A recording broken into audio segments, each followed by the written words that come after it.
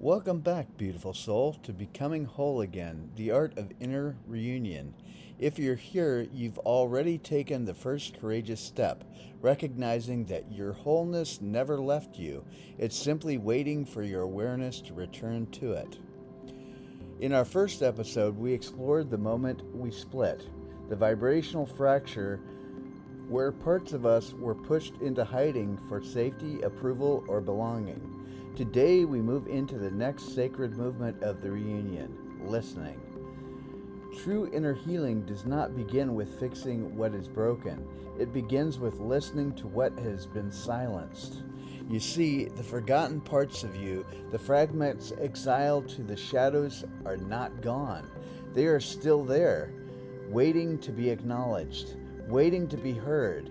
They speak through your emotions, your reactions, your dreams, your aches, and your resistance. They speak not in words, but in vibrations, in sensations, intuition, and energy that you feel but often cannot name. Most of us have learned to silence these voices because they feel inconvenient. We label them as too sensitive, too needy, too weak, or too much. But these labels are the walls that keep us from hearing our own soul's cry for reunion.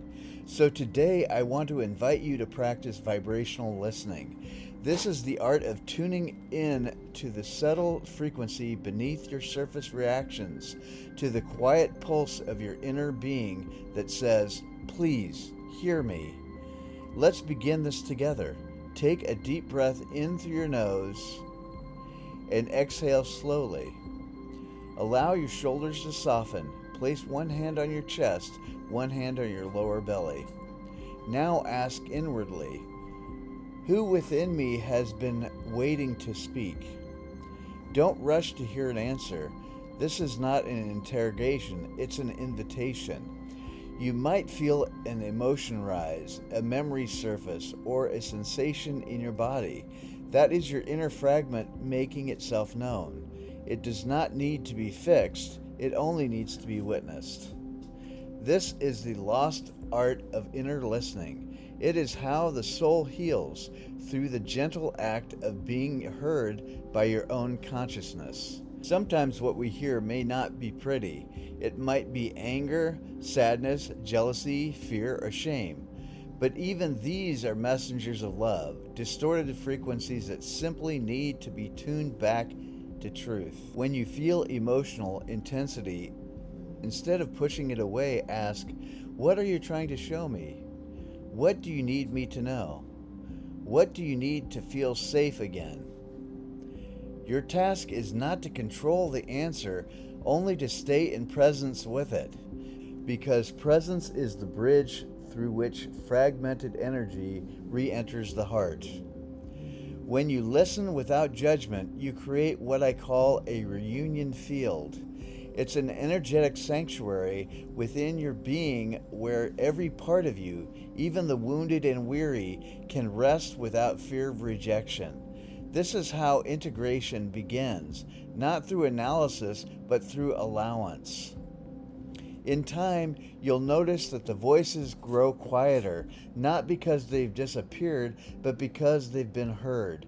And what was once a chorus of confusion becomes a symphony of coherence. So your practice this week is simple. Spend 5 minutes each day in silence, not meditating away from yourself, but listening into yourself. Place your hand on your heart and say aloud, I am listening. You are safe with me. Repeat that whenever you feel triggered, overwhelmed, or disconnected. Those words are not just affirmations, they are energetic invitations. Each time you say them, another piece of your being remembers it belongs. Because the first sound that every lost part longs to hear is not an apology, it's the vibration of presence.